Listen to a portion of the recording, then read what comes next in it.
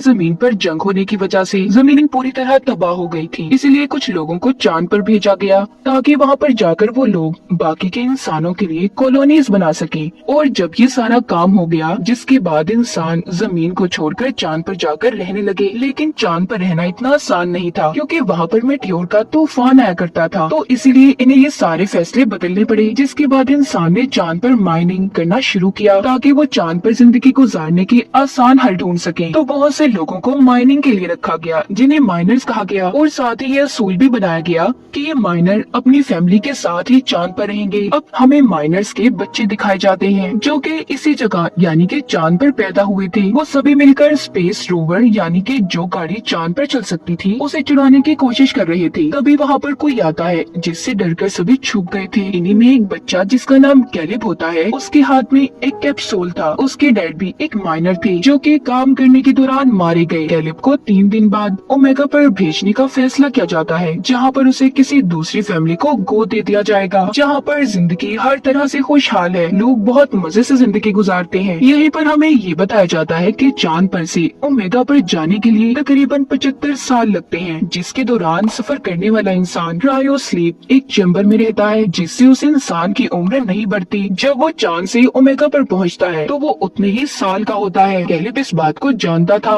उसे ओमेगा तक जाने में 75 साल लगेंगे। लेकिन कैलिब यहाँ से नहीं जाना चाहता था। वो जानता था कि फिर वो कभी अपने दोस्तों से नहीं मिल पाएगा। उसे एक लेडी बताती है कि अगले दिन मेटियोर का तूफान शुरू होने वाला है, जिसके बाद तुम्हें ओमेगा के लिए रवाना होना होगा। कैलिब को अपने डैड की बहुत याद आ रही थी। वो याद करता है कि कैसे वो बहुत ऊंचाई पर जाकर यहाँ के बेस में अपने डैड के साथ जाकर बैठा करता था। उसे याद आता है कि उसके डैड ने उसे बताया था कि चांद के उस पार कोई खतरनाक चीज आकर टकराई, जिससे वहाँ पर एक क्रेटर, एक गड्ढा बन गया। तुम एक बार उस जगह जाकर लाजमी देखना। मगर चांद के उस पार किसी भी इंसान को जाना मना था। और जिस कैप्सूल को हमने कैलिब के हाथ में देखा वो एक गार्ड ने उसे दिया था, जो उसे उसके डैड की राख में से मिला था। तभी जब कैलिब बैठा ये सब सोच रहा था तो उसके पास उसके 3 दोस्त आते हैं जो उसके जाने की वजह से बहुत दुखी थे। इनमें से एक दोस्त जिसका नाम डेलन होता है, वो कैलिब के डैड की आखिरी ख्वाहिश को जानता था जो क्रेटर के पास जाने की थी। डेलन कहता है क्यों ना तुम्हारे जाने से पहले हम उस क्रेटर को देख कर आए, इस तरह तुम्हारी डैड की आखिरी ख्वाहिश भी पूरी हो जाएगी। लेकिन ये सब कुछ इतना आसान नहीं था। इन्हें वहाँ पर जाने के लिए जिन जिन चीजों की जरूरत होती है ये उन चीजों को इकट्ठा करते हैं। अब इन्हें यहाँ से बाहर जाने के लिए कोड की जरूरत थी। डेलन बताता है कि यहाँ पर एक लड़की है जिसका नाम एडिसन है।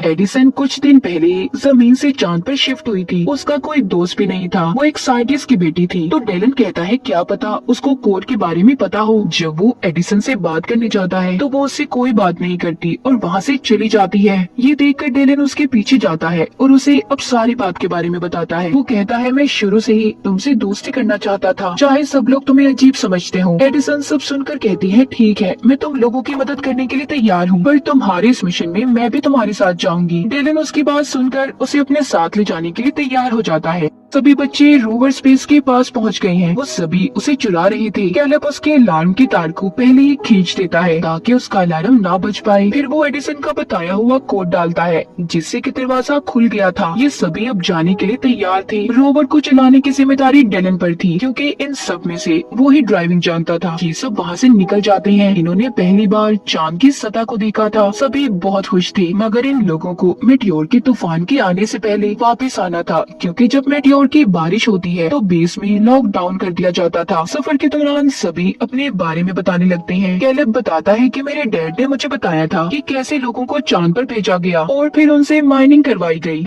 मगर चांद पर रहकर माइनिंग करने के काम को कोई भी इंसान लगातार नहीं कर पाता। जैसा कि अगर वो इंसान काम के दौरान मर जाए तो उसके बेटे या फिर उसकी फैमिली के किसी भी इंसान को उस काम को पूरा करना होगा। बस इसके लिए शर्त ये होती है कि उस इंसान के बेटे की उम्र 18 साल होनी चाहिए। अगर वो इससे कम उम्र का होगा तो ऐसे ही उसे किसी दूसरी फैमिली को गोद दे दिया जाएगा जो ओमेगा प्लेनेट पर रहते होंगे। जिन्होंने चांद पर भेजा था वो तो हंसी खुशी अपनी जिंदगी ओमेगा पर जाकर गुजारने लगे। एडिसन कहती है तो क्या हुआ, एक माइनिंग करने का ही तो काम दिया गया था जो सिर्फ 20 साल तक करना है। एडिसन एक साइंटिस्ट की बेटी थी तो उसे असल बात के बारे में नहीं पता था। यहाँ पर डेलन उसे सारी बात समझाता है कि अगर माइनिंग करता हुआ इंसान मर जाए तो उसके बेटे को बाकी के साल पूरे करने होते हैं। ये सुनकर एडिसन थोड़ा हैरान थी। अब आगे का रास्ता इन्हें पैदल चलकर तय करना था। सभी अपने अपने स्पेस सूट पहन लेते हैं। एडिसन का सूट इन सब में थोड़ा